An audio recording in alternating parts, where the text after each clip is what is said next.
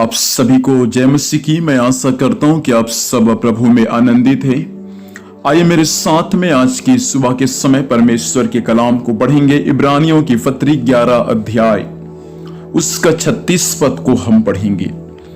कई एक ठट्ठों में उड़ाए जाने और कोड़े खाने, वरन बांधे जाने और कैद में पड़ने के द्वारा परखे गए। परमेश्वर पिता इन वचन के माध्यम से हम सभी को आशीर्वाद दे। प्रियो, यहां पर इब्रानियों की पत्री 11 अध्याय में विश्वास योद्धा के बारे में दिया गया है।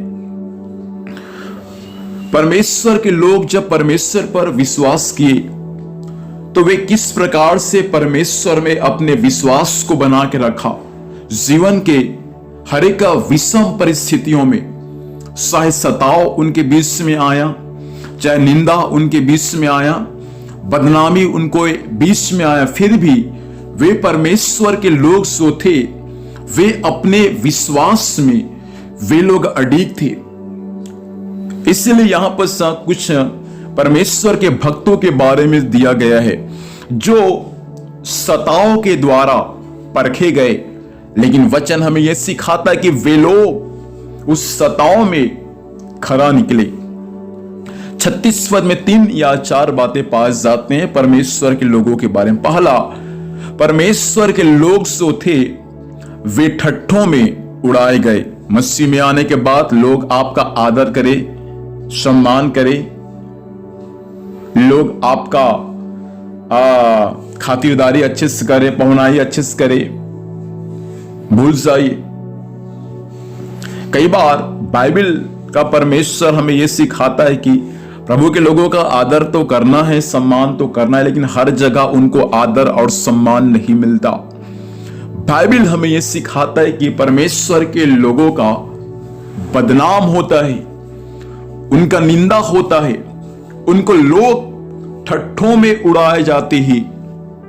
पौलुस अपने बारे में ऐसा कहता है कि मैं तो जगत का कूड़ा करकट हूं और जगत के लोगों के लिए मैं एक तमाशा हूं।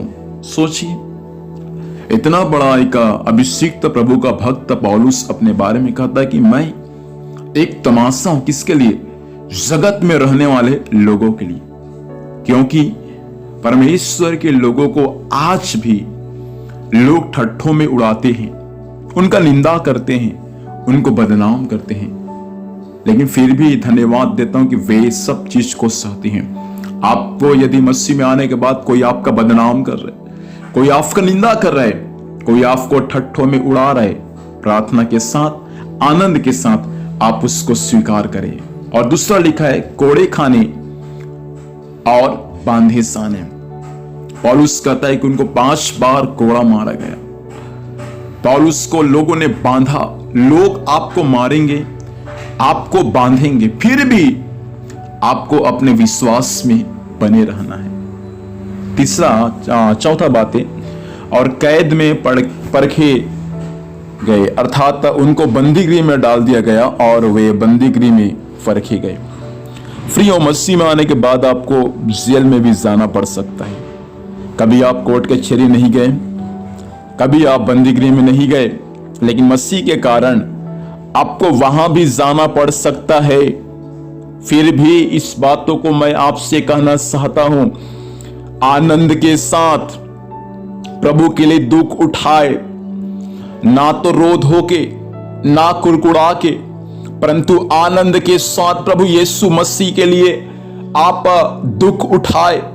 किसी मनुष्य के लिए आप दुख नहीं उठाते, किसी मनुष्य के लिए आप निंदा नहीं सहते, किसी मनुष्य के लिए आप अपमान नहीं सहते। आप सर्वशक्तिमान प्रभु यीशु मसीह के कारण ये सारे निंदा, अपमान, कोड़े खाना, बांधा साना, ठट्ठों में उड़ाना, ये सब कुछ को आप प्रभु यीशु मसीह के कारण सह रहे। मैं आपसे कहना चाहता हूं, परमेश्वर आपके लिए स्वर्ग में प्रतिफल रखा है। इसलिए जितना दुख उठाना है मेरे प्रियो लगो, उठा ले मसीह यीशु के लिए, क्योंकि परमेश्वर एक दिन आपको आदर का मुकुट देगा। जो आप इस पृथ्वी पर बदनामी, निंदा, अपमान को सहा, सब कुछ के बदले मेरा परमेश्वर आपको प्रतिफल देगा। इसलिए प्रार्थना करें। आइए अपनी आंखों को बंद करें, और कह दे, परमेश्वर आपके लिए हर चीज को सहने में मेरी सहायता कर। प्रभु धन्यवाद देते हैं आपके कलाम के लिए। वचन के द्वारा प्रभु आपने हम सभी से बात किया। इस वचन के अनुसार परमेश्वर चलने में हमारी सहायता करे।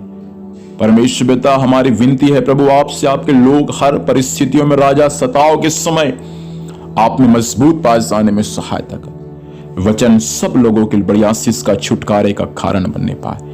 यीशु के नाम से पिता आशीष मांगते हैं, आमीन। खुदा हम सभी को आशीर्वाद दे।